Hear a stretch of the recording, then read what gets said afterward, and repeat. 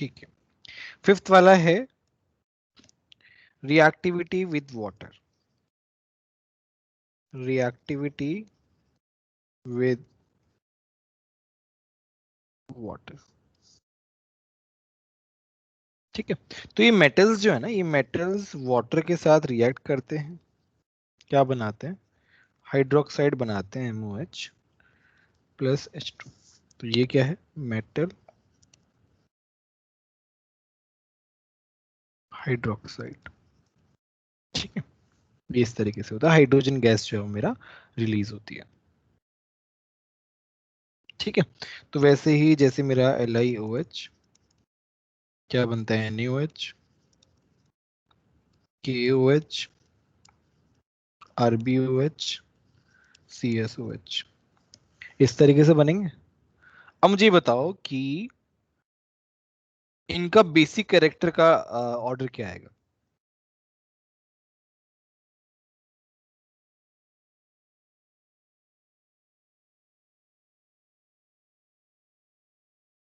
Down the group increase करेगा। Down the group increase करेगा, ये क्या है, बेसिक कैरेक्टर इंक्रीज ये करेगा। सर क्यों डाउन द ऐसा, ग्रुप इंक्रीज, क्यों करेगा increase? Sir metallic sir down character. The metallic character बढ़ता है ना इसमें। मेटालिक कैरेक्टर बढ़ता है, very good very good, metallic character बढ़ता है डाउन द ग्रुप। ठीक है,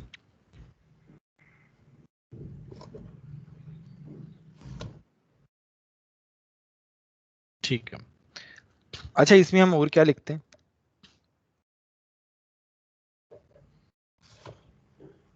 reaction of lithium, reaction of lithium with water is less vigorous, less vigorous। Less vigorous का क्या मतलब है कि जब लिथियम पानी के साथ रिएक्ट करता है तो कम एनर्जी रिलीज होती है। लेस विग्रस मतलब less energy is released, less energy is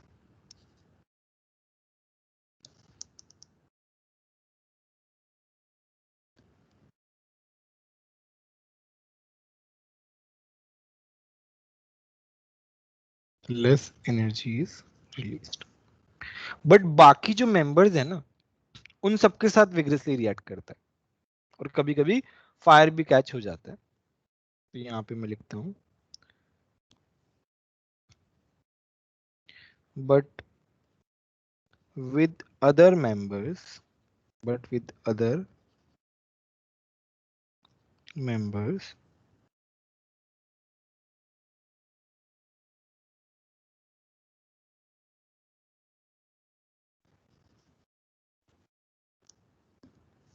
with नहीं आएगा, but other members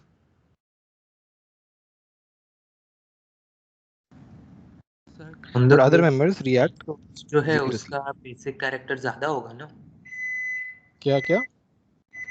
sir, CSOH जो है उसका बेसिक कैरेक्टर ज्यादा होगा ना। हाँ, ऑब्वियसली लिखा हुआ है सामने ही। नहीं सर, वो डाउन एरो था तो मुझे लगा कम हो रहा है फिर। मतलब बेसिक कैरेक्टर इंक्रीज कर रहा है down the group. Okay sir. ठीक है, तो लिथियम जो है वो लेस विग्रस रहता है, बाकी सब विग्रसली रिएक्ट करते हैं।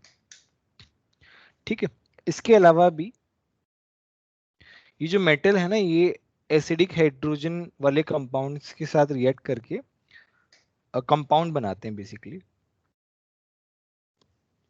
तो हम क्या लिख रहे हैं कि these metals also react with also react with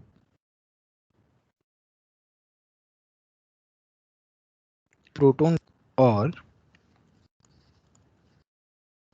acidic hydrogen sir such as, हाँ बोलो। सर वायलेंटली और विग्रसली एक ही बात है क्या?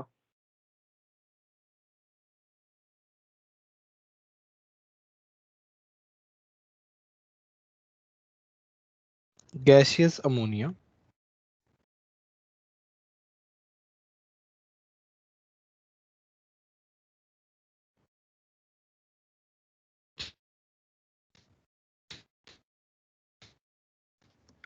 alkynes and hydrogen halide.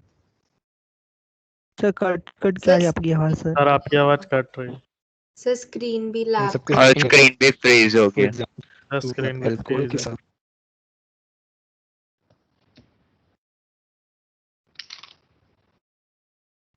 एक मिनट।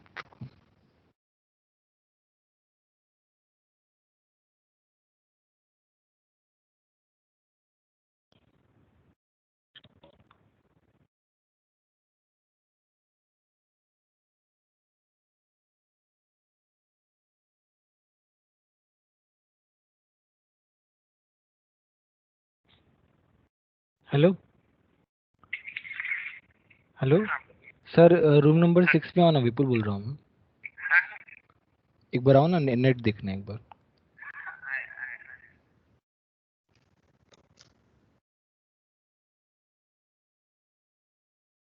सर अब आ रही है।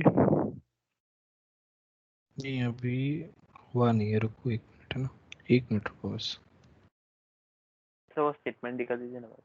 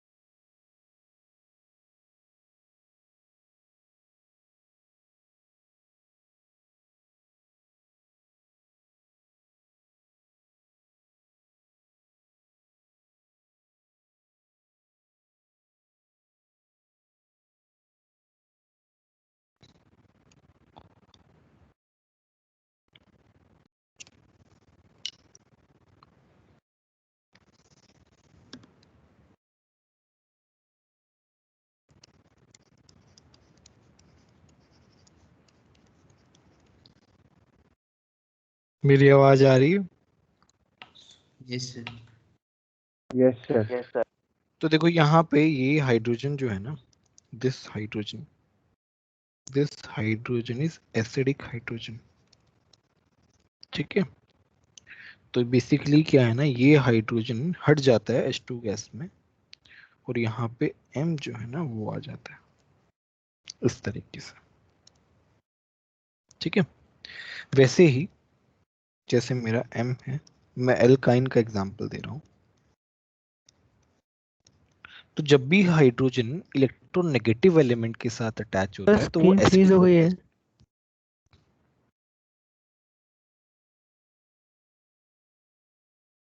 आ गया सर, बहुत धीरे धीरे आ रहा है।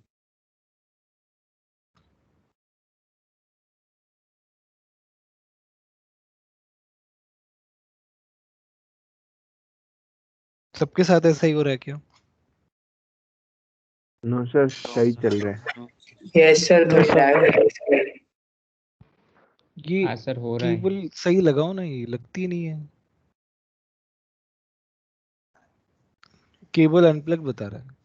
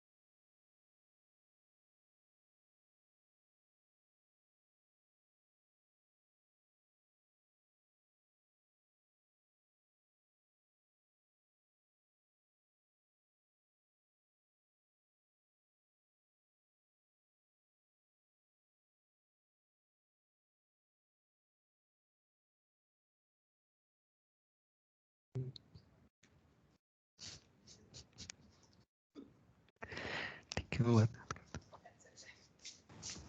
ठीक है, तो अभी क्या है ना, ये मेरा क्या है, देखो यहाँ पे ऑक्सीजन जो है, मैंने क्या बोला कि व्हेन, यहाँ मैं चलो एक नोट लिखा देता हूँ, just extra knowledge, when hydrogen is attached to highly electronegative system, then that hydrogen will be acidic.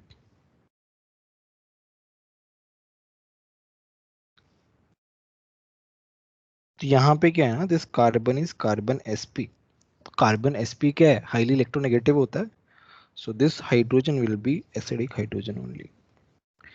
तो क्या होगा कि दोनों हाइड्रोजन जो है ना वो हट जाएंगे, यहाँ पे क्या आ जाएगा, m आ जाएगा, MC ट्रिपल बॉन्ड है ना, एक तरीके से आयनिक बॉन्ड टाइप है, और मेरा H2 गैस रिलीज हो गया। समझ में आया, बोलो। सर हाइड्रोजन विल बी के बाद क्या लिखा है वो बॉक्स में? Acidic, acidic.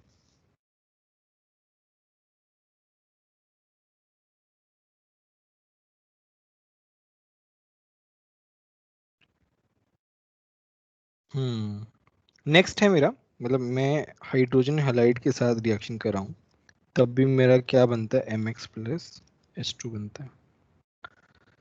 ठीक है, तो ये हो गया मेरा रिएक्टिविटी विद वाटर, इस तरीके से।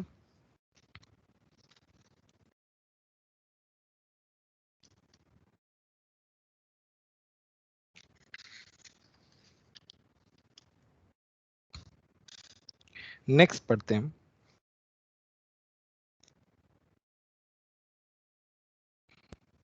नेक्स्ट है हमारा, सर हाँ हाँ बोलिए।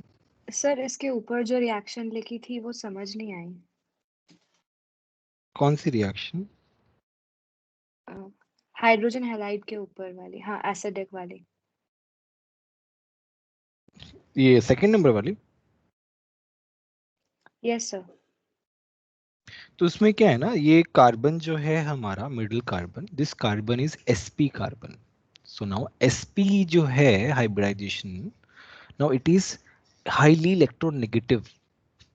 अभी मैंने क्या लिखा है कि when hydrogen is attached to highly electronegative system or an atom you can say, so that hydrogen will be acidic hydrogen, and that acidic hydrogen will be replaced by metal, alkali metal। तो metal ने क्या किया है, इसको replace कर दिया है, देखो एसिडिक हाइड्रोजन को, ऊपर भी एसिडिक हाइड्रोजन को मेटल ने क्या कर दिया, रिप्लेस कर दिया बेसिकली। ठीक है, और हाइड्रोजन गैस मेरी रिलीज हो गई। Okay sir. Now this hydrogen is also acidic. Why? Because it is attached to halogen, which is electronegative atom. So metal ने क्या किया, उसको भी रिप्लेस कर दिया, ये M प्लस ये X माइनस। ठीक है, नेक्स्ट है solution in liquid ammonia. It's very very important part, very very important part। ठीक है, चलो इसको हमें थोड़ा अच्छे से देखना है, solution in liquid ammonia। अब क्या है ना कि यहाँ तुम्हारा लिक्विड अमोनिया है, उसमें तुम मेटल डालते हो, तो मेरा मेटल जो है वो तुमने क्या किया, लिक्विड अमोनिया में डाल दिया। अच्छा, x प्लस वाई लिखने का रीजन है, तो मेटल क्या होगा, मेटल का टेंडेंसी क्या होगा, मेटल का नाइट्रोजन टेंडेंसी, को अट्रैक्ट करेगा। नहीं खैर नाइट्रोजन को तो नहीं, खैर मेटल क्या करेगा, इलेक्ट्रॉन रिलीज करेगा। ठीक है, तो खुद क्या बनेगा, कटायन बनेगा, तो कुछ अमोनिया जो है वो मेटल के साथ आ जाएगा, कुछ अमोनिया जो है वो मेटल के साथ आ जाएगा, और कुछ अमोनिया जो है वो इलेक्ट्रॉन के साथ चला जाएगा, इस तरीके से डिवाइड हो जाएगा। लिक्विड अमोनिया जो है, लिक्विड अमोनिया का क्या मतलब है, मुझे पहले तो ये बताओ, what is liquid ammonia? Ammonia liquid form statement लगा। अमोनिया इन लिक्विड फॉर्म, ऐसा नहीं है कि एक्वस है, यहाँ पे एक्वस वैक्वस कुछ नहीं है, ठीक है, ये बात ध्यान रखना, यहाँ पे एक्वस नहीं है। हाँ बोलो। सर ये last equation solution in liquid ammonia वाला वापस बताइए। हाँ हाँ वो बता दूंगा, वो तो कोई दिक्कत नहीं है। तो यहाँ पे क्या हो रहा है, लिक्विड अमोनिया सबको समझ में आया क्या होता है? Yes sir. बोलो। सर अमोनिया में एक लोन पेयर होता है ना इलेक्ट्रॉन का। हाँ तो सर वो इलेक्ट्रॉन को कैसे, मतलब इलेक्ट्रॉन के साथ कैसे जाएगा, वो रिपेल नहीं करे जाएंगे वो लोन पेयर और इलेक्ट्रॉन? नहीं नहीं नहीं, वैसे नहीं होगा, मतलब यहाँ पे लोन पेयर का तो खैर ठीक है, लोन पेयर NH3 के पास है, बट यहाँ पे जो है ना NH3 दोनों तरीके से बिहेव कर रहा है, वो कटायन के साथ भी जा रहा है, वो अनायन के साथ भी जा रहा है। बेसिकली यहाँ पे क्या हो रहा है, तुम्हारा जो मेटल है वो सॉल्युबल हो रहा है, मेटल जो है ना वो सॉल्युबल हो रहा है, किसमें? अमोनिया के अंदर सॉल्युबल हो रहा है। कैसे? डिसॉल्व होके। तो NH3 जो है वो एक तरीके से डाइपोल ही है ना, NH3 is a dipole only. तो वो जो डाइपोल है वो मेटल के कटायन के साथ भी अट्रैक्ट हो रहा है और इलेक्ट्रॉन के साथ भी अट्रैक्ट हो रहा है, ठीक है। तो यहां पे मैं लिख रहा हूं कुछ चीजें। Solubility of alkali metal in liquid ammonia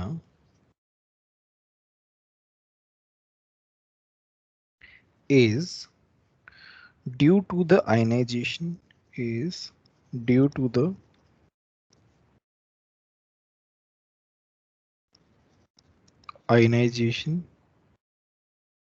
of alkali metal atom into ammoniated metal ion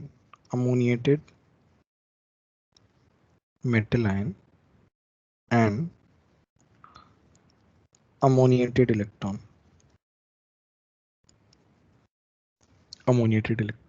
जैसे हमने ऊपर देखा। तो यहाँ पे जो एल्कली मेटल है वो क्या हो रहा है, वो सॉल्युबल हो रहा है अमोनिया के अंदर। तो वो अमोनिया के अंदर सॉल्युबल क्यों हो रहा है? क्योंकि वो दो पार्ट में टूट रहा है, मेटल कटायन और इलेक्ट्रॉन। और NH3 का जो डाइपोल है वो दोनों से अट्रैक्ट हो रहा है, तो वो दोनों के पास जा रहा है बेसिकली। तो इसीलिए सॉल्युबिलिटी आती है एक तरीके से। अब सॉल्युबिलिटी आने से क्या रहा है, तुम्हारा क्या इलेक्ट्रॉन आ रहा है सॉल्यूशन के अंदर। चलो हम इसका डायग्राम बना लेते हैं, चलो एक बार। अमोनिएटेड इलेक्ट्रॉन का, तो यहाँ पे मेरा इलेक्ट्रॉन है, तो इलेक्ट्रॉन किससे अट्रैक्ट होगा डाइपोल में, बताओ? हाइड्रोजन से। Delta positive delta positive delta positive,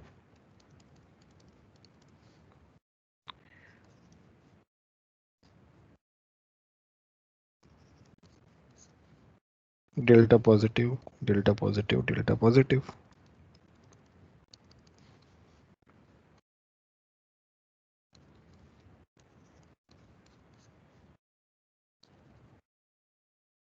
ठीक है, तो हम इसे क्या बोलेंगे, हम इसे बोलेंगे अमोनिएटेड इलेक्ट्रॉन।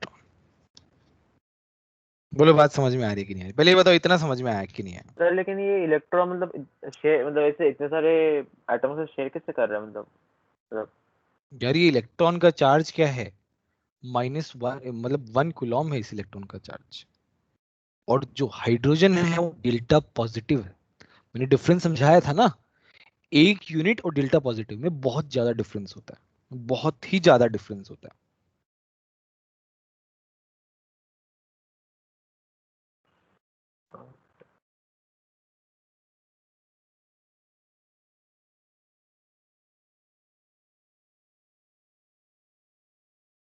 बोलो समझ में आया कि नहीं आया? Sir yes sir delta positive की कोई वैल्यू होती है या फिर डिपिट करने के लिए कि थोड़ा पॉजिटिव चार्ज है उसमें? नहीं, कोई ऐसा वैल्यू नहीं होता, बस थोड़ा सा कंपैरिजन हम बोलते हैं। मतलब जब कैलकुलेट किया गया, देखा गया, तो देखा गया कि बहुत ही ज्यादा कम होता है, तो उसका मैंने वो बताया भी था किस तरीके से होता है। सर वो एग्जैक्टली बॉन्ड मतलब बॉन्ड बना रहा है कि फिर सिर्फ अट्रैक्टिव फोर्स है उधर पे? देखो, अभी अगर तुम अभी तक नहीं समझ पाए हो कि जितने भी बॉन्ड्स हैं सब अट्रैक्शन ही है। बॉन्ड का मतलब ही अट्रैक्शन है। पूरा जो केमिकल बॉन्डिंग है, अब देखो इसमें क्या है, दो चीजें हैं। एक तो हम बताते हैं रियल बॉन्ड, जो हम कोवेलेंट वाला जो दिखता है सीधा सॉलिड लाइन से रिप्रेजेंट करते हैं, बट होता वो एक तरीके से अट्रैक्शन ही है, बट वो एक तरीके से रियल बॉन्ड है। और ये जो हम बताते हैं यहाँ पे, ये सब क्या है, ये सब अट्रैक्शन है। मतलब एक प्रॉपर बॉन्ड नहीं है, एग्जैक्टली प्रॉपर बॉन्ड बॉन्ड नहीं है, बट हम बोल सकते हैं कि ये छोटा, मतलब कोवेलेंट का बहुत छोटा वाला वर्जन बना रहा है एक तरीके से। ऑब्वियसली कोवेलेंट बॉन्ड इससे तो स्ट्रांग हुआ ही होगा। ये तो क्या है, एक तरीके से पार्शियल कोवेलेंट बॉन्ड या पार्शियल बॉन्ड टाइप, इस तरीके से अगर हम मेटाफोरिकली बोलना चाहे तो बोल सकते हैं। मतलब एक इलेक्ट्रॉन पे कितने वो मतलब अमोनिया के एटम्स होते हैं? ऐसा कुछ थोड़ी बोल सकते हैं, काफी सारे होते हैं, नंबर तो नहीं बता सकते, काफी सारे होते हैं, बट बहुत सारे मतलब होते लिक्विड अमोनिया में मेटल को डाला तो वो इस तरह मेटल अमोनिएटेड आयंस और इलेक्ट्रॉन्स वैसा डिवाइड मतलब आयंस बन के वो रहता है, ऐसा बोल रहे हैं ना मतलब? हैं। हाँ, अब उससे क्या होता है कि अभी हमारा इस इलेक्ट्रॉन की वजह से पैरामैग्नेटिक नेचर आ रहा है कि नहीं आ रहा, बताओ।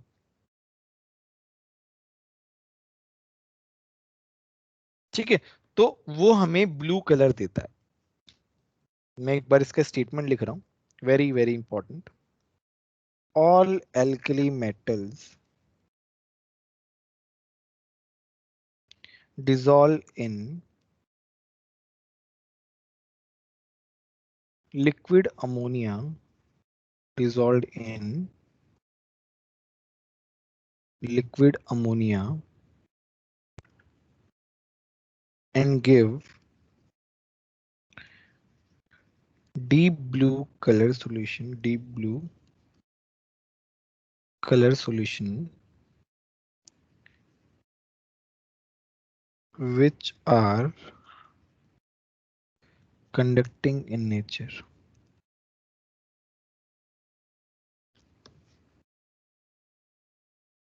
ठीक है, तो ब्लू कलर आता है। अब नेक्स्ट है कि ब्लू कलर कैसे आ रहा है। The blue color of the solution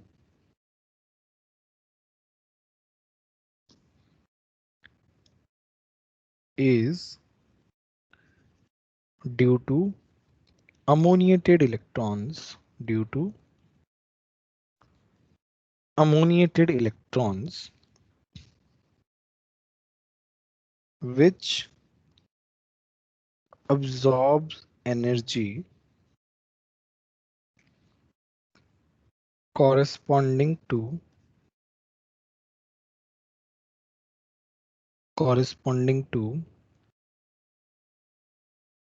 red region of visible light। ये वाला कॉन्सेप्ट याद है कि नहीं याद है, अब्जॉर्प्शन और एमिशन वाला? कॉम्प्लीमेंट्री साइकिल बताया था ना मैंने, याद हो तो। हाँ क्या होता है कॉम्प्लीमेंट्री साइकिल, बताओ।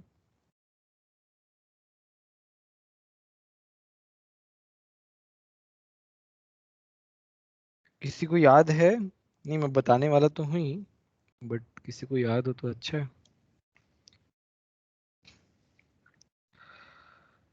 कॉम्प्लीमेंट्री साइकिल बताया था, क्या बताया था उसमें? विबग्योर होता है, आई हटा देते हैं।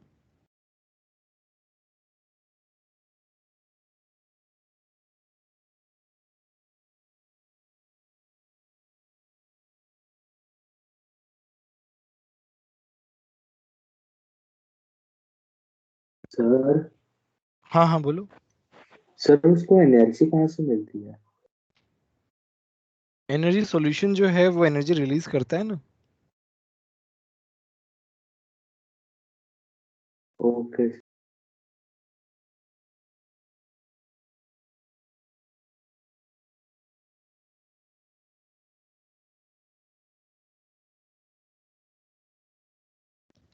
इस तरीके का कॉम्प्लीमेंट्री साइकिल बनाया था, याद हो तो, कि जो कलर एब्जॉर्ब होता है उसका कॉम्प्लीमेंट्री कलर हमें दिखता है बेसिकली।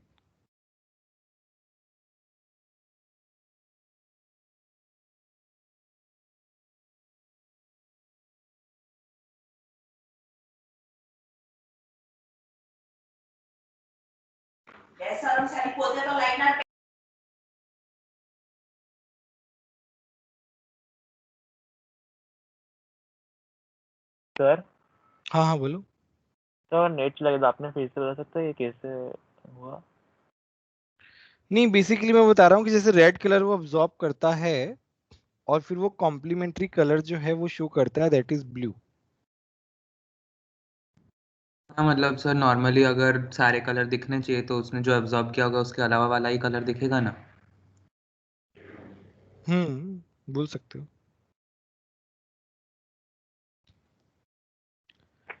तो यहाँ पे ठीक है, तो ये क्या हो रहा है, ब्लू कलर का सॉल्यूशन बन रहा है, ये हमने देख लिया इस तरीके से। और ये क्या है, ये पैरामैग्नेटिक नेचर है।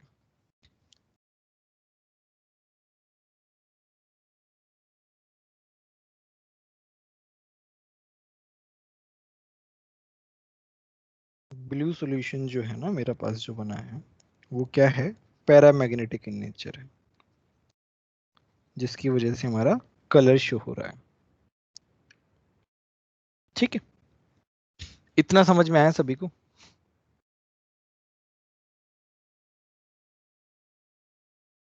सर लास्ट सेकंड पॉइंट एक बार फिर से रिपीट कर दीजिए।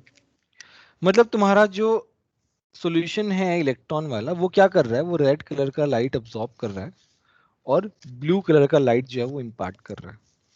अब्जॉर्प्शन और एमिशन वाला जो मैकेनिज्म है कि जो अब्जॉर्ब कर रहा है उसका कॉम्प्लीमेंट्री कलर जो है वो शो कर रहा है ब्लू कलर।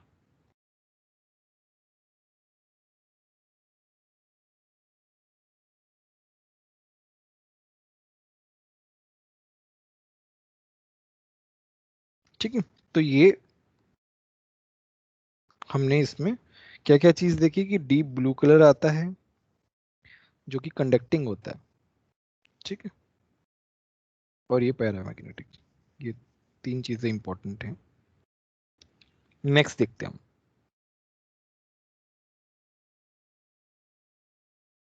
तो अभी ब्लू सॉल्यूशन में क्या है, मेरे पास इलेक्ट्रॉन है, तो वो इलेक्ट्रॉन लूज भी कर सकता है ना। तो हम इसे बोलते हैं the blue solution acts as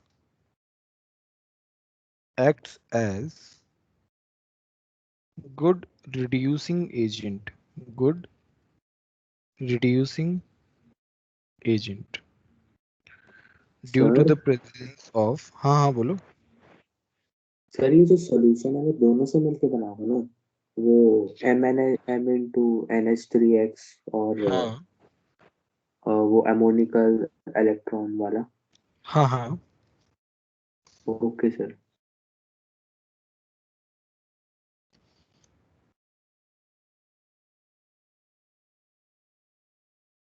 ठीक है, तो ये जो है वो चलता रहता है। बट जब अगर इसका कंसंट्रेशन जो है ना मेरा, मतलब हम जो मेटल जो है वो थोड़ा और एक्सिस में डालते हैं बेसिकली, तो क्या होता है, तुम्हारा सॉल्यूशन कलर चेंज कर लेता है। तो अभी क्या होगा,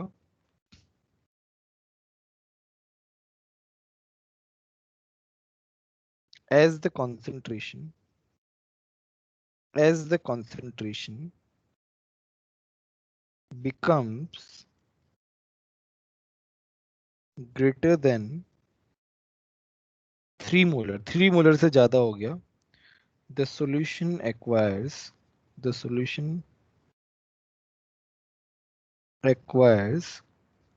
bronze color.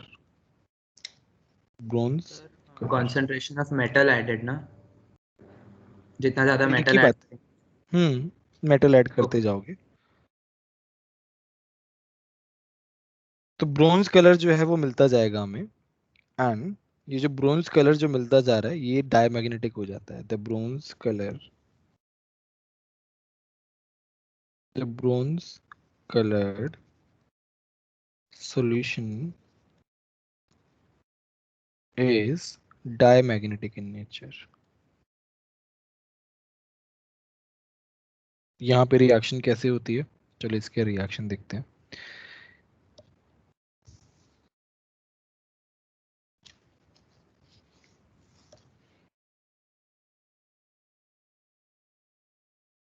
मतलब मेरे पास क्या होता है, M प्लस इलेक्ट्रॉन और NH3 लिक्विड. अब ये क्या होता है, ये बना लेता है इस तरीके से, अमाइड बना लेता है, इसे बोलते हैं मेटल अमाइड, और मेरा हाइड्रोजन गैस जो है वो रिलीज हो जाता है.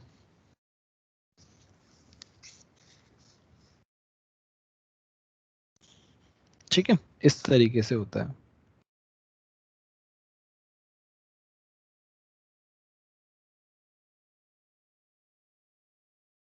सर वो मेटल की बात है ना? क्या क्या सर यहाँ सर वो मेटल 3 मोलर पे एक जन बोलो यार, बोलो श्रेष्ठा, बोलो, तुम बोलो क्या बोल रहे हो. सर ये 3 मोलर पे ही ब्रोंज कलर क्यों देते हैं? ये तो देखा गया ना एक्सपेरिमेंटली कि कितने कंसंट्रेशन पे कलर चेंज हो रहा है. तो उन्होंने देखा कि 3 मोलर से ऊपर रखते हैं तब वो क्या होता है, कलर चेंज होने लगता है. सर ये 3 मोलर मेटल की कंसंट्रेशन बता रहा है ना? हाँ, मतलब मेटल की कंसंट्रेशन है. मेटल हमारा सॉल्यूट है ना, और तुम्हारा लिक्विड अमोनिया क्या एक तरीके से सॉल्वेंट है, तो हम तो कंसंट्रेशन सॉल्यूट की बताते हैं.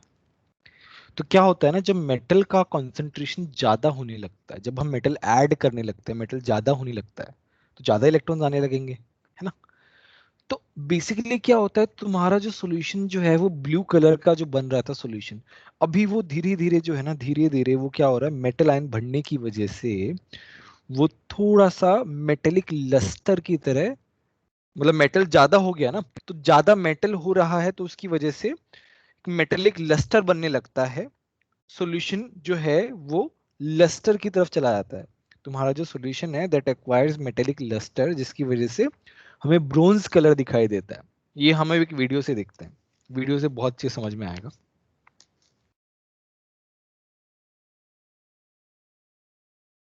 ध्यान से देखना.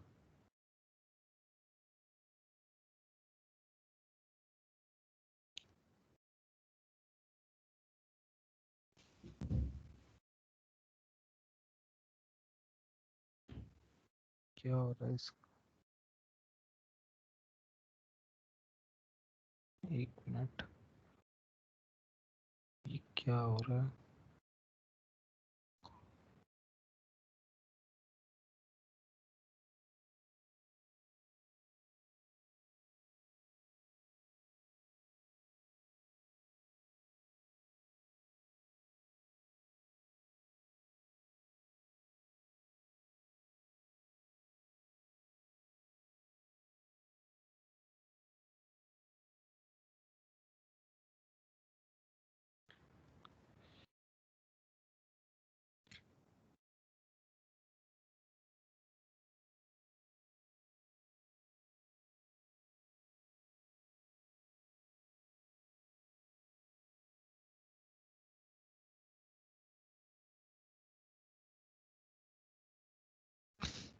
अब ध्यान से देखो, मेरी आवाज आ रही है सभी को? Yes sir. देखो अभी क्या है ना, ये इससे जस्ट पहले हमने क्या लिक्विड अमोनिया कैसे बना उसका प्रोसीजर हम लोग नहीं जान रहे, उससे पहले उसका प्रोसीजर बताया कैसे बन रहा है, तो वो बाद में देख लेंगे कभी। लिक्विड अमोनिया हमें मिल गया है ना, टेस्ट ट्यूब में जो है वो लिक्विड अमोनिया है। अब तुम क्या कर रहे हो, ठीक है, तो ये क्या, इसका लिक्विड अमोनिया जो है ना वो काफी कूल्ड, मतलब -33 डिग्री उसका बॉइलिंग पॉइंट होता है, तो मतलब उससे भी कम टेम्परेचर पे हम लोग उसे प्रोड्यूस करते हैं। अब देखो ये जो है ना, ये तुम्हारा सोडियम मेटल है, इस सोडियम मेटल को तुम क्या कर रहे हो, देखो कट करके उसमें डाल रहे हो। सोडियम मेटल को नाइफ से तो इजीली कट हो जाता है, ये तो हमने देखा है प्रॉपर्टी उसका, है ना। अब वो उसको छोटे छोटे पीसेस में कट करके हम उसे टेस्ट ट्यूब में डाल रहे हैं, ध्यान से देखना अभी।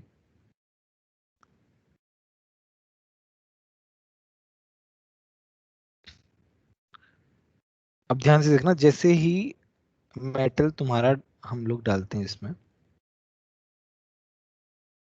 देख रहे हो अभी, देखो ब्लू कलर आना जो है वो स्टार्ट हो गया है, देखो ध्यान से, जैसे ही हमने मेटल डाला वैसे ही ब्लू कलर आना स्टार्ट हो गया है।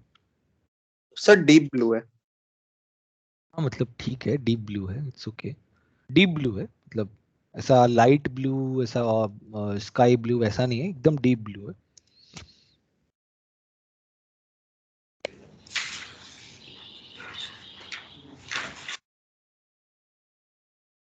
ठीक है,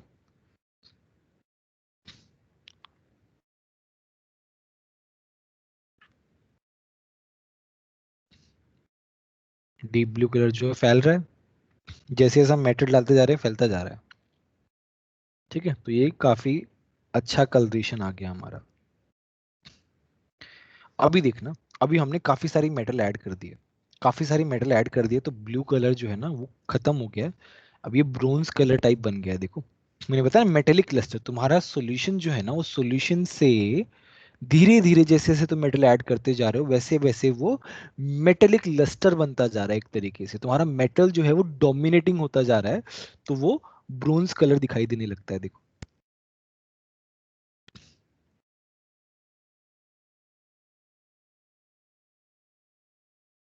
देख रहे हो ध्यान से, ब्रोंज कलर तुम्हारा बनना स्टार्ट हो गया, देखो अभी। Yes sir. सबको समझ में आया, बोलो। Yes sir. Yes sir. ठीक है, तो ये बहुत ही अच्छा कॉन्सेप्ट है ये वाला, ये जो है, और वीडियो से बहुत अच्छे से एक्सप्लेन भी होता है। एक बात का ध्यान रखना कि अभी क्या है तुम्हारा, देखो H2 गैस जो है वो रिलीज हो रही है, और उसकी वजह से है ना तुम्हारा अभी 3 मोलर के बाद डायमैग्नेटिक हो जाता है। now देखो क्वेश्चन, कितने सारे क्वेश्चन बनते हैं इसमें।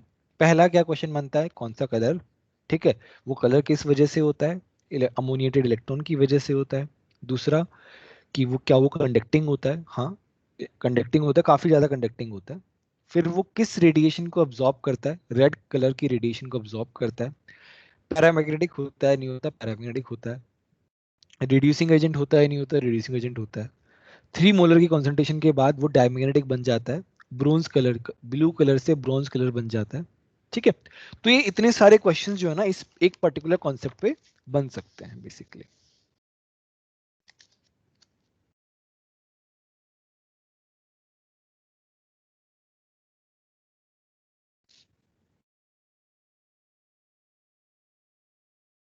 ठीक है,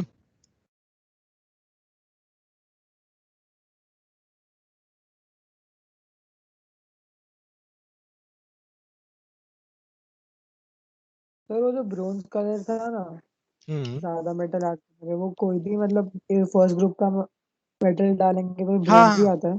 ब्रोंज ही आता है। ठीक है, तो ये हमने एक वाला कॉन्सेप्ट देख लिया, solution in liquid ammonia.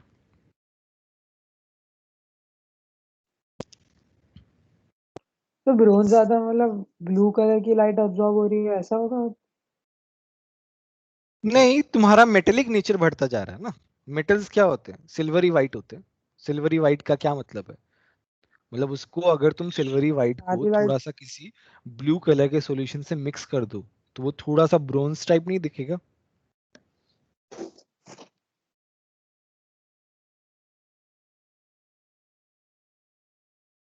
Solution का कलर नहीं आ रहा है तुम्हारा ब्रोंज, मेटेलिक लस्टर जो है उसका कलर आ रहा है। अमोनिया को अब्सॉर्ब कर लेगा वो, मतलब अमोनिया जो है वो बेसिकली क्या होता जा रहा है, कंज्यूम होता जा रहा है, और फिर वो तुम्हारा कन्वर्ट किस में होता जा रहा है, ब्रोंज कलर। तुम्हारा सॉल्यूशन बेसिकली थोड़ा कम हो गया एक तरीके से, मेटल वाला पार्ट जो है वो ज्यादा हो गया। तो मेटल तो अमाइड के फॉर्म में होगा ना? हाँ मतलब मेटल अमाइड के फॉर्म में है।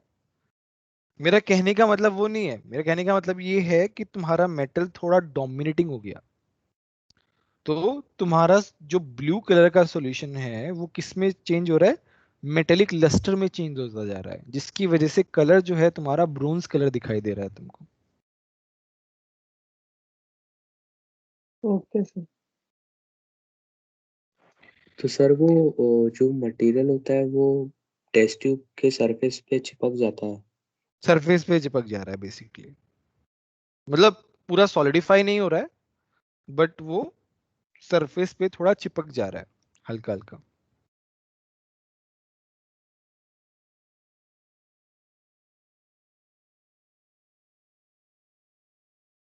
ठीक है, इसी अमोनिएटेड इलेक्ट्रॉन को हम और भी कहीं यूज करते हैं, रिड्यूसिंग में काम आता है, ऑर्गेनिक में स्पेसिफिकली। नेक्स्ट हमारा इसका रिड्यूसिंग प्रॉपर्टी देखते हैं क्या होता है। तो इसमें क्या है ना, हम ऑर्गेनिक कंपाउंड अल्काइन को जब हम LiNH3, मतलब तुम्हारा अमोनिया का ही सॉल्यूशन है लिथियम के साथ, तो वो क्या कर देता है, वो इसको रिड्यूस कर देता है।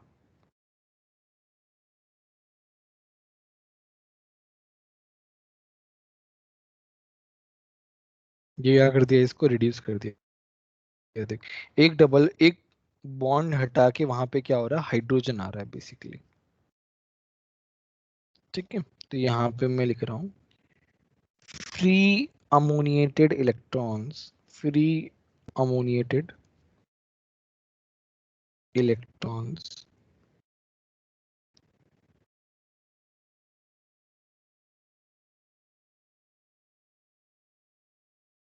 free ammoniated electrons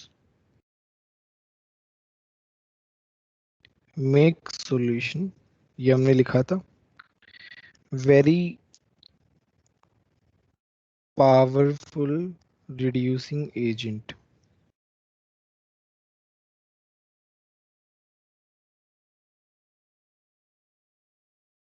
ठीक, तो ये क्या कर देता है, it reduces alkynes to alkenes, alkene में कन्वर्ट कर देता है। नाउ इसमें एक नोट है कि टर्मिनल अल्काइन ये वाला टेस्ट नहीं देते हैं, terminal alkynes do not react with this।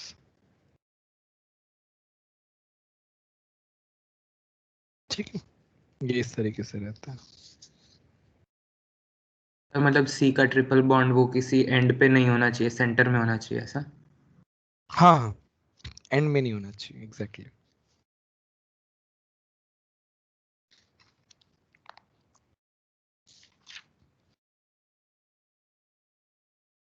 ठीक है, ये हमारा रिड्यूसिंग प्रॉपर्टी हो गया इसका। नेक्स्ट है रिएक्शंस ऑफ, ग्रुप 1 की बात चल रही है, मेटल ऑक्साइड्स विद वाटर। अब जो हमने ऑक्साइड्स बनाए थे, जैसे हमारा क्या बना था, लिथियम के साथ क्या बना था, ऑक्साइड बना था। Li प्लस हम O2 करेंगे तो क्या बनेगा, Li2, है ना। और जब हम Li2O को H2O से रिएक्ट कराएंगे तो हमारे पास क्या बनेगा, LiOH प्लस तुम्हारा क्या होगा, हीट रिलीज होगा, LiOH बनेगा इस केस में।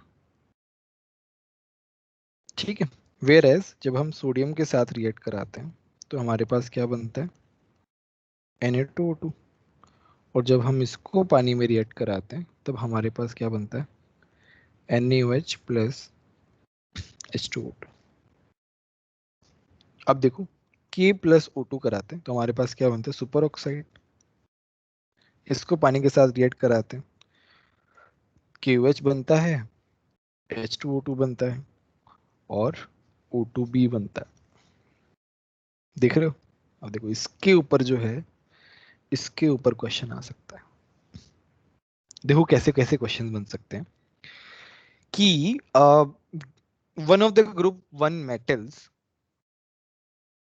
reacts with oxygen form a compound A and A is reacted with water and it forms hydroxide as well as H2O2. So what is the metal used? तो हम क्या बोलेंगे, sodium. ठीक है, सोडियम। तो और ऐसा बोल दे कि H2O2 भी दे रहा है और O2 भी दे रहा है, तो फिर 3 मेटल्स हो जाएंगे यहाँ पे। यहाँ पे क्या 3 मेटल हो सकती है ना, Rb भी हो सकता है, Cs भी हो सकता है। फिर वो और कुछ बताएगा इनकी प्रॉपर्टी के बारे में, तब हमें समझ में आएगा। चलो फॉर एग्जांपल, चलो हम एक क्वेश्चन कर ही लेते हैं, इस पे बना देते हैं क्वेश्चन। मेरे को एकदम से स्ट्राइक कर गया कि इसके ऊपर क्वेश्चन जो है हम लोग बना देते हैं।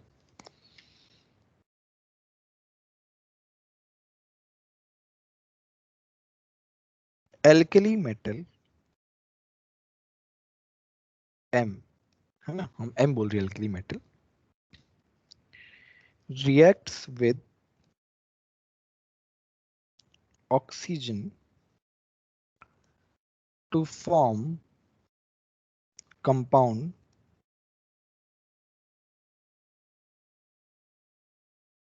P, to form compound P. P reacts with water to form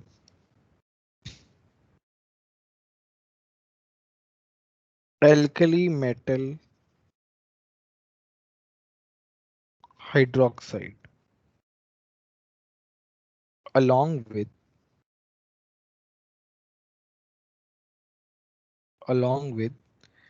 H2O2 and O2. M is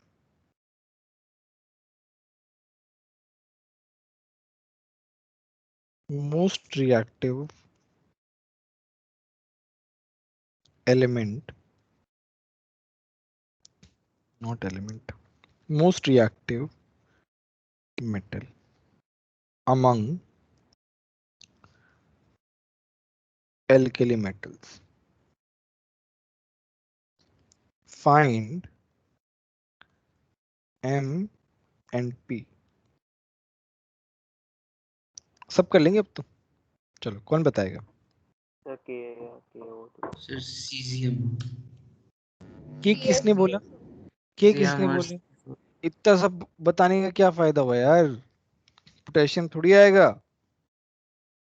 M तो तुम्हारा क्या होगा, सीजियम होगा। जब लिख दिया है मोस्ट रिएक्टिव, तो मोस्ट रिएक्टिव का क्या मतलब है, सीजियम होगा। यही तो हिंट था।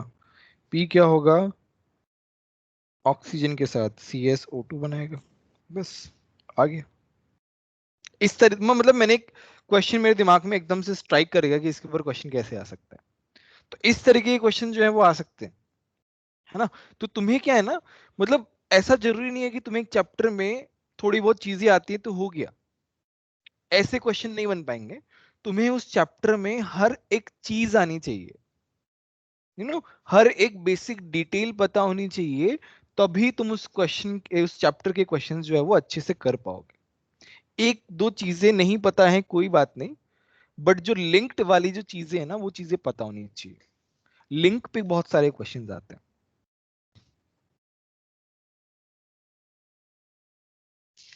ठीक है, समझ में आया कि नहीं आया बताओ?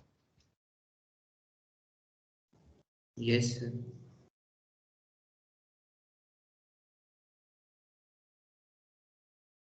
ठीक है, चलो एक और नोट लिखते हैं।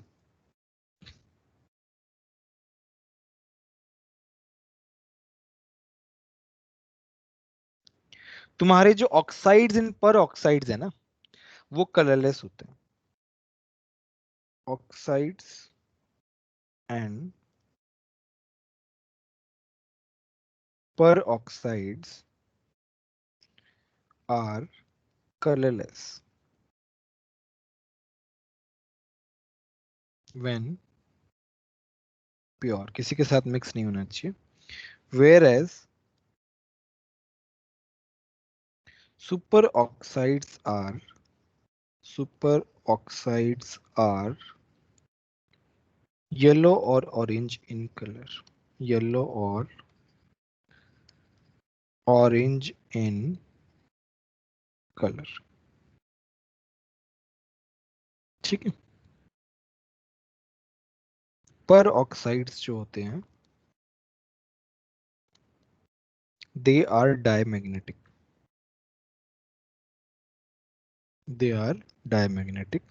सुपर ऑक्साइड्स जो होते हैं ना, वो क्या होते हैं, वो पैरामैग्नेटिक होते हैं। ये तो सबको पता होगा। पर ऑक्साइड डायमैग्नेटिक होते हैं, ये कहां से पता चल रहा है हमें, हम कैसे बता पा रहे हैं, कौन सी थ्योरी बताती है इनके बारे में? MOT. MOT, very good very good. MOT बताता है हमें भाई O2 माइनस जो है, O2 माइनस, ये तो क्या है 18 इलेक्ट्रॉन है, ये क्या है 17 इलेक्ट्रॉन है, आराम से ये क्या होगा, पैरा होगा। ठीक है, वहां से हम बता सकते हैं।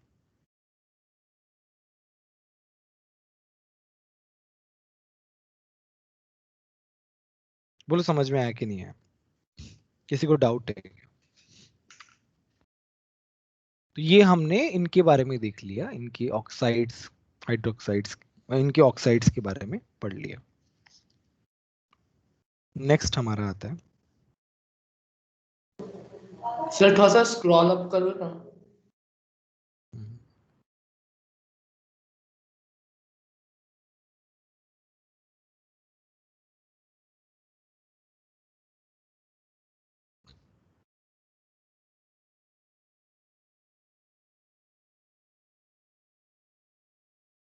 ठीक है।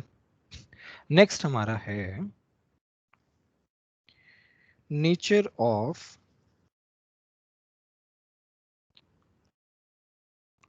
Halides of alkali metals. हम उनके नेचर के बारे में थोड़ा सा डिस्कस कर लेते हैं और उसके बारे में।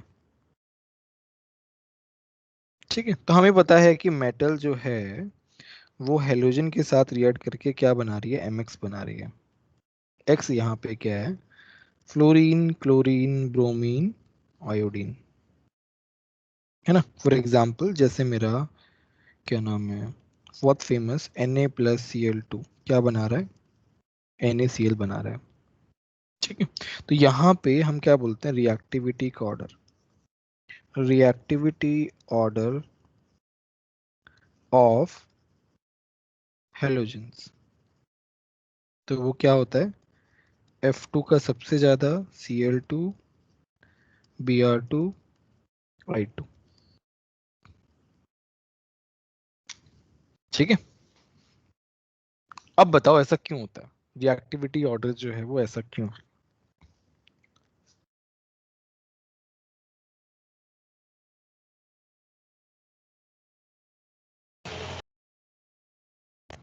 सर फ्लोरीन सबसे ज्यादा मतलब इलेक्ट्रॉन इलेक्ट्रोनेगेटिविटी की वजह से,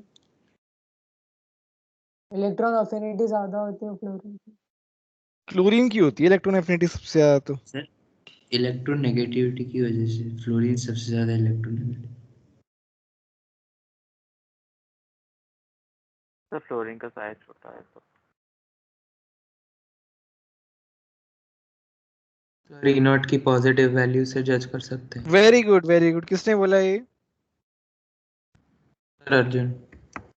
very good Arjun. E not की पॉजिटिव वैल्यू, फ्लोरीन तुमने टॉप पे देखा था कि नहीं देखा था? फ्लोरीन जो है वो टॉप पे होता है, so very good oxidising agent, दूसरों को ऑक्सीडाइज करता है, खुद रिड्यूस हो जाता है। फ्लोरीन जो है वो बहुत ही अच्छा, बहुत ही पावरफुल ऑक्सीडाइजिंग एजेंट है, वो उसका रिएक्टिविटी बहुत ज्यादा होता है, बहुत ही ज्यादा रिएक्टिविटी होता है ना। तो ये हमने कहां से देखा, ये ई नॉट वैल्यू से देखा, ई नॉट वैल्यू से देखा, ठीक है। तो ये वहां से हम बता पा रहे हैं, ठीक है। नेक्स्ट हम बताते हैं इनके melting point and boiling point के order. Melting point and boiling point order, तो वो आता है मेरा फ्लोराइड का सबसे ज्यादा होता है, फिर क्लोराइड होता है, फिर मेरा ब्रोमाइड होता है। इसका रीजन क्या है बताओ? आयोडाइड होता है। बताओ इसका सर रीजन क्या है? जैसे डाउन द ग्रुप जाते हैं ऐसे कोवेलेंट कैरेक्टर इनका बढ़ता जाता है। एक ही बात है, सही सर बोल मास की वजह से भी होता है। मास का तो कोई चक्कर नहीं है, force of attraction, dipole dipole interaction बोल सकते हो। फ्लोराइड्स में क्या होगा, ज्यादा इंटरेक्शन होगा ना, फ्लोराइड्स क्या होंगे, ज्यादा आयनिक होगा, बेसिकली आयनिक कैरेक्टर बोल सकते हो, आयनिक कैरेक्टर। चलो फोर्स ऑफ अट्रैक्शन लिख दिया मैंने, आयनिक कैरेक्टर सबसे ज्यादा होगा। बताया ना फजान सूल के आयोडाइड का क्या होगा, कोवेलेंट कैरेक्टर ज्यादा होगा, आयनिक कैरेक्टर कम होगा, ठीक है। नेक्स्ट है कि all halides of alkali metals except lithium fluoride, LiF, are freely soluble in water, freely soluble in water। LiF जो है वो बहुत कम soluble होता है। क्यों, ऐसा क्यों होता है? सर इसमें कोवेलेंट कैरेक्टर लिथियम का सबसे ज्यादा नेगेटिव की ग्रेटेस्ट वैल्यू ई नॉट की है, सबसे ज्यादा पॉजिटिव सर सबसे दोनों ज्यादा बहुत छोटे तो अट्रैक्टिव फोर्सेस बहुत हमारे स्ट्रांग होंगे, वेरी तो गुड, जब वेरी ये गुड, वेरी गुड दक्ष। मैंने बताया था, याद हो तो, अगर केमिकल बॉन्डिंग की स्टार्टिंग मैंने बताया था, दोनों का साइज जो है वो कंपेरेबल है ना। तो फोर्स ऑफ अट्रैक्शन बहुत ज्यादा है, तो इसका जो लैटिस एनर्जी है, इसका क्या लैटिस एनर्जी जो है वो बहुत ज्यादा है, कंपेरेबल आयंस। लैटिस एनर्जी ज्यादा होने की वजह से इनका जो सॉलिबिलिटी है वो कम हो जाता है, सॉलिबिलिटी जो है वो कम हो जाता है। वहां पे बताया था शायद ही मैंने एग्जांपल लिथियम फ्लोराइड वाला, मुझे यहाँ तक याद आ रहा है, ठीक है। वहां पे ही बताया था, मुझे यहाँ तक याद आ रहा है, कोई नहीं। नेक्स्ट है तुम्हारा कि CSI, सीजियम आयोडाइड जो है, caesium has low solubility in water, low solubility in water। क्यों? बिकॉज बताओ दोनों की साइज फिर से कंपेरेबल है, दोनों लार्ज साइज है। तो इसमें क्या, चलो वो तो खैर ठीक है, यहाँ पे हम आयनिक सर कैरेक्टर्स बता कोवेलेंट सकते, कैरेक्टर बहुत ज्यादा है। कोवेलेंट कैरेक्टर बहुत ज्यादा है, लार्ज साइज आयन की वजह से, because of high covalent character. हाँ बोलो, कोई कुछ बोल रहा था ना। कोवेलेंट कैरेक्टर क्यों ज्यादा होगा? आयोडीन का उसका साइज साइज बड़ा है, लेकिन सीजियम का पोलराइजेबिलिटी ज्यादा होगी ना, उसमें थोड़ी ना लिथियम की तरह पोलराइजिंग पावर ज्यादा होगा। नहीं, तो लिथियम फ्लोराइड में अलग रीजन था ना हमारा, उसमें तो लैटिस एनर्जी वाला रीजन था, बट तुम्हारा I- जो है उसका साइज बड़ा है, तो कोवेलेंट कैरेक्टर बहुत ज्यादा होगा ना। तो सीजियम के वो बड़े साइज की वजह से बढ़ नहीं सका आयनिक कैरेक्टर। खैर हाँ, सीजियम प्लस की वजह से थोड़ा सा कंपनसेट होगा, बट फिर भी आई माइनस जो है ना वो बहुत ज्यादा बड़ा है कंपेयर टू सीजियम प्लस।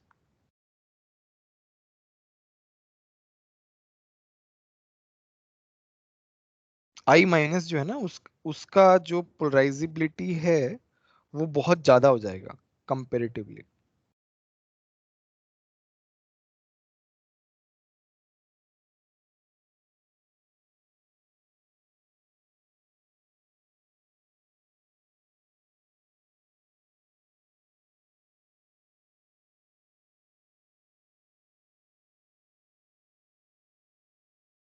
ठीक है, तो ये इस तरीके से आ रहा है। हलाइड्स ऑफ लिथियम जो होते हैं, halides of lithium are less polar relatively. क्यों? बिकॉज, क्यों ऐसा हो रहा है?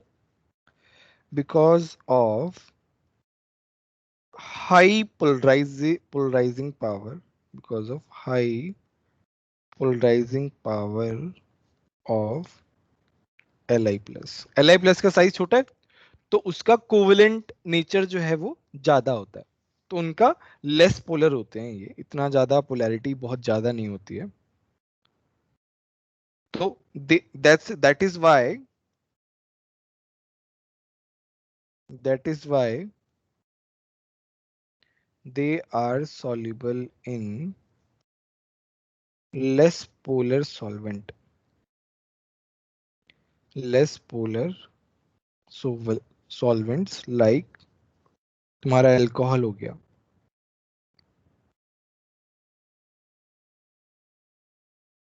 इथेनॉल हो गया, एसीटोन हो गया, ठीक है, इन सब सॉल्वेंट। हाँ बोलो। सर हम ऐसा कह सकते हैं कि Li प्लस जो है उसकी साइज वैसे ही बहुत कम है, तो उसके कंपैरिजन में सारे हैलोजेंस काफी ज्यादा बड़े होंगे, तो कोवैलेंसी ज्यादा होगी।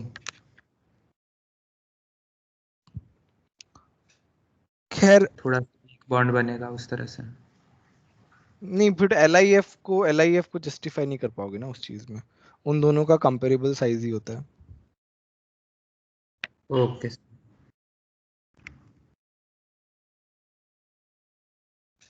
ठीक है, तो ये हमारा हो गया हाइलाइट्स के बारे में। नेक्स्ट है हमारा, ये ग्रिड का जो डिस्टेंस है वो बढ़ सकता है क्या? यस सर, वो उधर ऑप्शन है। कहाँ पे? इंसर्ट नहीं, व्यू में जाके कहाँ से बढ़ेगा बताओ? लाइंस जो है ना उसमें ही ऑप्शन रहेगा शायद। ये रूलर लाइंस में ऑप्शन, ये सर इसमें और बड़े ग्रिड अच्छा हाँ, ओके ओके, पहले यूज कर लेना चाहिए। ठीक है, कोई नहीं। Salts of oxo acids, oxo acids क्या होते हैं पहले हम उनको देखते हैं। क्या होते हैं बताओ ऑक्सो एसिड्स, पता हो तो?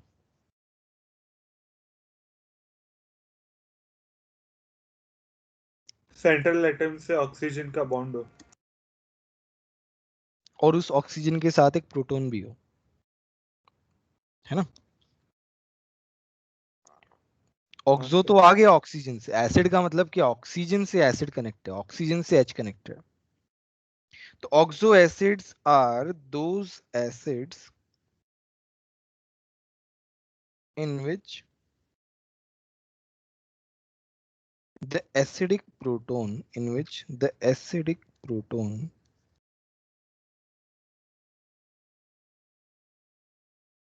is on हाइड्रोक्सिल ग्रुप मतलब OH, अल्कोहल ग्रुप, अल्कोहल वाला group, with an oxo group मतलब double bond O attached to attached to the same atom, attached to the same atom. For example, जैसे तुम्हारा H2CO3 है, इसे हम क्या बोलते हैं? कार्बोनिक एसिड बोलते हैं। इसका क्या होता है इस तरीके से, देखो एक ही कार्बन जो है तुम्हारा सेंट्रल एटम है, उसके साथ डबल बॉन्ड हुआ है और उसी के साथ OH वाला ग्रुप है। ठीक है, तो हम इसे क्या लिखेंगे? तो ये मेरा क्या है? हाइड्रोक्सिल ग्रुप है, और ये तुम्हारा क्या है? ऑक्सो ग्रुप है। ठीक है, तो हम इसको ऐसे भी लिखते हैं COOH2। तो ये बताता है ऑक्सो ग्रुप, ये बताता है हाइड्रोक्सिल ग्रुप। लिखने का एक तरीका है।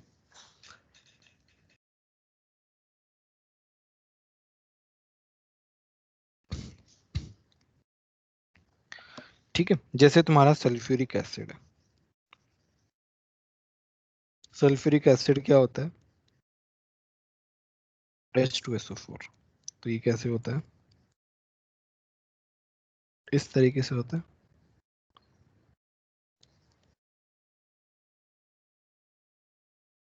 इस तरीके से होता है। ठीक है, तो ये होता है कि एल्कली मेटल जो है ना, वो इन ऑक्सो एसिड्स के साथ क्या बनाते हैं? सॉल्ट बनाते हैं। तो यहाँ पे मैं लिख रहा हूं कि alkali metals forms salt with these oxo acids, है ना? इनके साथ क्या बनाते हैं? सॉल्ट बनाते हैं बेसिकली।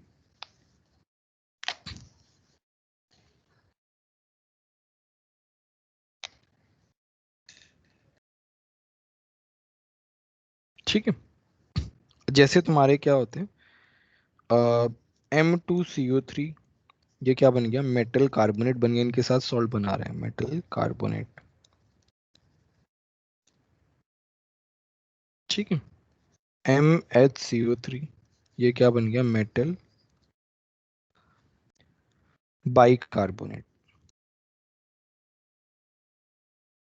ठीक है, ये क्या है? Salts with metal. ठीक है, मेटल के सॉल्ट्स बेसिकली।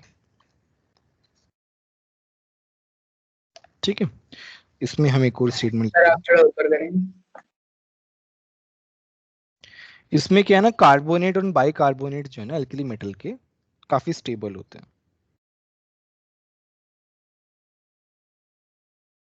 कार्बोनेट्स एंड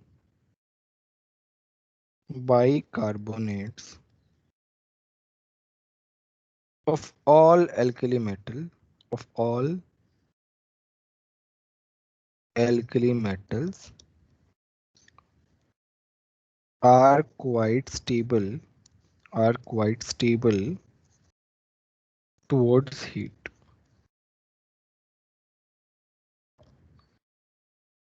ठीक है, काफी स्टेबल होते हैं। नेक्स्ट है as the electropositive character, as the electropositive character increases down the group, increases down the group, the stability of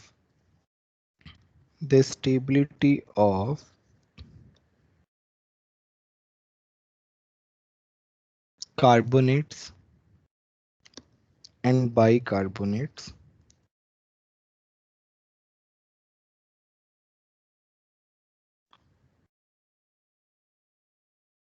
increases। क्योंकि मेरा क्या हो रहा है? आयनिक कैरेक्टर बढ़ रहा है।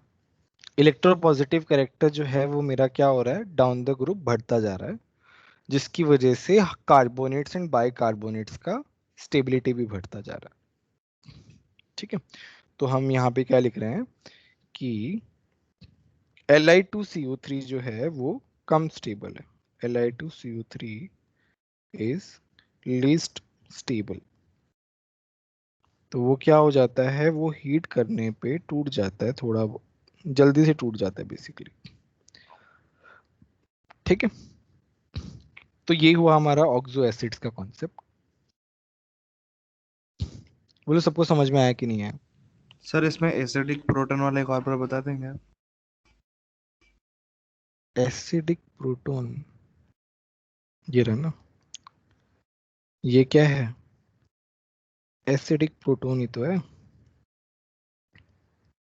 तुम्हारा मेटल क्या कर रहा है, देखो यहाँ पे हम लोग क्यों देख रहे हैं, तुम्हारा मेटल इनको रिप्लेस कर रहा है, देखो ध्यान से। यस सर, और सर डेफिनेशन के हिसाब से है कि the acidic proton is on hydroxyl group. हाँ तो ये हाइड्रोक्सिल ग्रुप है ना, OH। तो सर उसका ही H प्लस एसिडिक प्रोटोन नहीं होगा उसका अदर?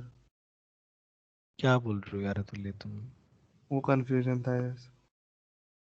अभी कंफ्यूजन दूर हुआ है नहीं हुआ ये बताओ पहले तो। नहीं सर, डेफिनेशन के हिसाब से ऐसा लग रहा था कि लेकिन फालतू में कंफ्यूज हो रहे हो। देखो सिंपल देखो ना, ऑक्सीजन के साथ जो हाइड्रोजन कनेक्टेड है वो एसिडिक प्रोटोन है, और यस OH सर। जो है वो हाइड्रोक्सिल ग्रुप है, बस। ओके, और सेम एटम में ऑक्सो ग्रुप एक। हाँ सेम एटम में ऑक्सो ग्रुप होना चाहिए। Okay sir, okay sir. ठीक है, तो देखो तुम्हारा जो दोनों हाइड्रोजन एसिडिक हाइड्रोजन वो मेटल के साथ क्या हो रहे हैं, रिप्लेस हो रहे हैं। ये भी क्या है, ये भी तो रिप्लेस होंगे मेटल के साथ। क्या बनाएंगे, M2SO4 बनाएंगे। क्या बोलेंगे, मेटल सल्फेट बोलेंगे इनको। ठीक, इस तरीके से बनेगा। बोलो समझ में आ रहा है कि नहीं आ रहा, किसी को कोई डाउट है क्या?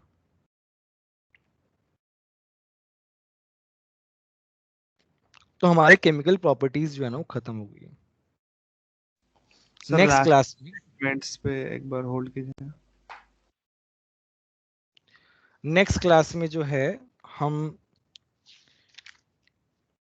मेटल्स के यूजेस देखेंगे। यूजेस तो खैर ठीक है हम लोग देख लेंगे, और लिथियम की एनॉमलेस बिहेवियर देखेंगे, डायगोनल रिलेशनशिप पढ़ेंगे, और फिर सोडियम एंड पोटेशियम के कंपाउंड्स कर लेंगे, सारी रिएक्शन कर लेंगे। उसके बाद में ग्रुप 2 स्टार्ट होगा। सर कल क्लास होगी? हाँ कल क्लास है, परसों क्लास नहीं है। ठीक है, कल क्लास है याद रखना, कल हम लोग पढ़ेंगे। और तुम लोग जो है हाइड्रोजन सॉल्व करते रहो, हाइड्रोजन के लिए हमें एक्स्ट्रा क्लास लेनी पड़ेगी उसके डिस्कशन के लिए। सर 31st को क्लास नहीं होगी? नहीं 31st को फिजिक्स की क्लास हो सकती है, मैथ्स और केमिस्ट्री की तो नहीं होगी शायद। केमिस्ट्री की तो नहीं होगी फर्स्ट को डेफिनेटली। छुट्टी है शायद। फर्स्ट को तो छुट्टी है। सर हाँ बोलो।